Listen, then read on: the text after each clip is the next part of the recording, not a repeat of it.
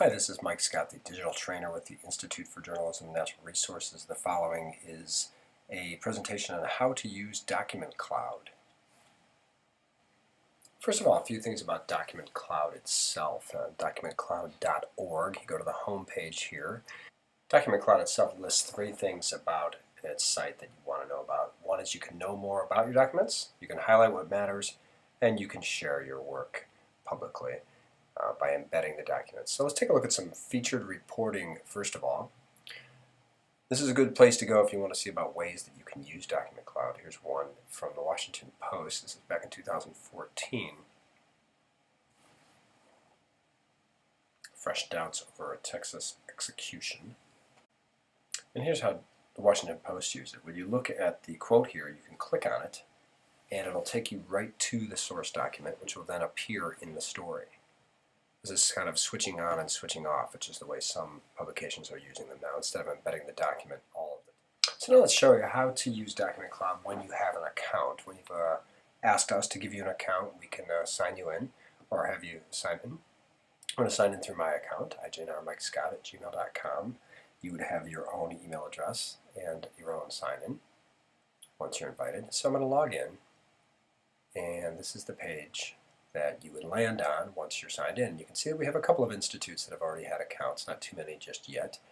But these would be the documents that you have under the Institute for Journalism and Natural Resources. We've had a couple over the last year and a half.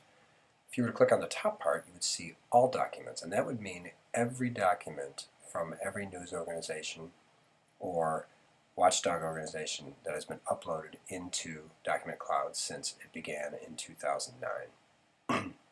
So there are different ways to filter. You can filter by access, by account, by text, by project ID. Any way that you have available to you to filter, you can do that. So what we did here was I just picked a phrase, BP refinery in Indiana. Let's say I don't know a whole lot about anything beyond that. I just want to see what else shows up, and so I do a quick search for document. And I can see here that there are a number of documents that show up for me that have been filed by ProPublica, the top one. The bottom one was also ProPublica.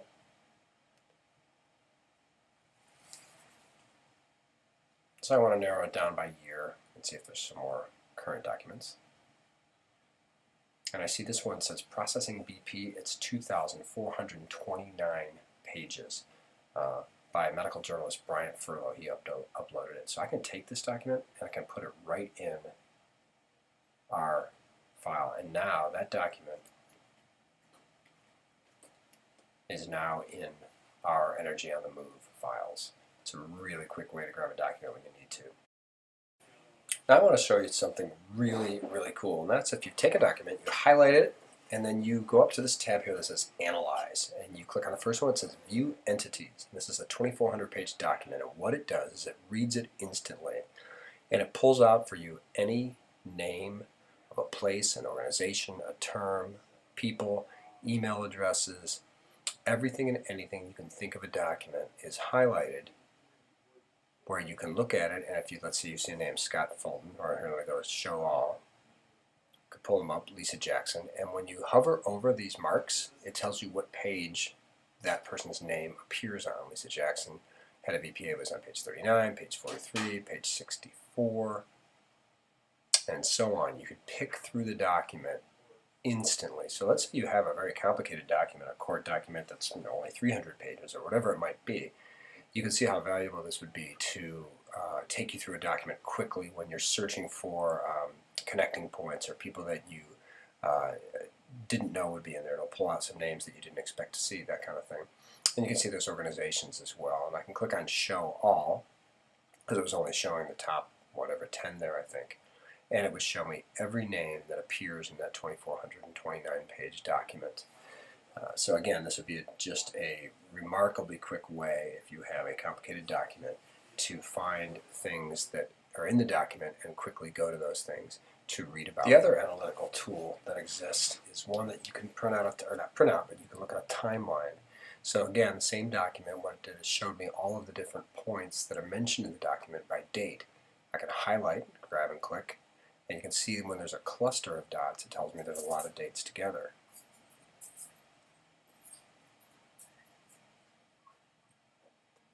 So I can grab that cluster and keep zooming in to find out that between April and October of 2010 are a lot of points on the timeline that'll tell me certain things that are in the document. And again, it'll take me through remarks made on Sunday 6/6, that something happened on the 7th, June 8th, and so on. Now, this, it doesn't replace your other reporting. Obviously, this is just a way to lead you through. You still have to confirm things, but it does, in some instances, give you a real sense of a timeline. Unfortunately, there's no way to print it out or anything of that sort. You still have to recreate a timeline in some other way, but it is helpful. And if you click on it, it'll take you right to the spot in the document where that is mentioned in the original PDF of the document. Next, we're going to show you how to place notes in a document. You may have noticed that some of the notes have a little yellow mark on them. We're going to show you how to make public notes and private notes. Now again, this is a document that was uploaded by someone else, David Steves at EarthFix. And you'll see along, this is the fatigue status document, and you'll see along the right-hand side there are notes here where you can click on them, and it'll take you to the page where he has added a note that could help the reader walk through the document in a way that he thinks makes sense. And so these are his marks in the document, and you can go through the documents this way. So a reader who pulls the document up could go through and see your notes in here if you chose to do it that way, and just read a truncated version or read the full version on their own. That would be entirely up to them. So let's take a look at how to make a note. Here we are on page 236 of this document. And I found a spot that I want to mark up for a reader.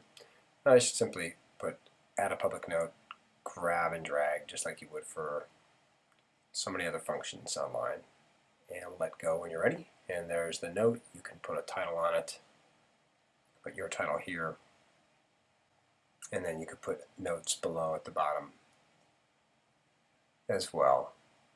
And this is really just added value for the reader.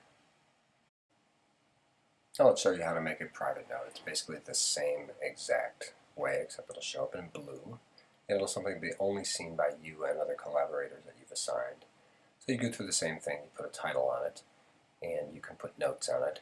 The point here is to be able to share with each other and talk about the document without it being something that's going to be published. But it simply follows the same format. And you'll see on the right-hand side under Tools, Add a Public Note, Add a Private Note, there's also Redact, which is the same exact way. We won't bother to go through it, and it's rare that we would ever redact anything anyways, because these are all public documents. And there'd have to be a very rare occasion for us to do that as journalists. And so there you have it. That's how it'll look like on the cover screen, where you'll see the blue and yellow notes marked right on the little icon.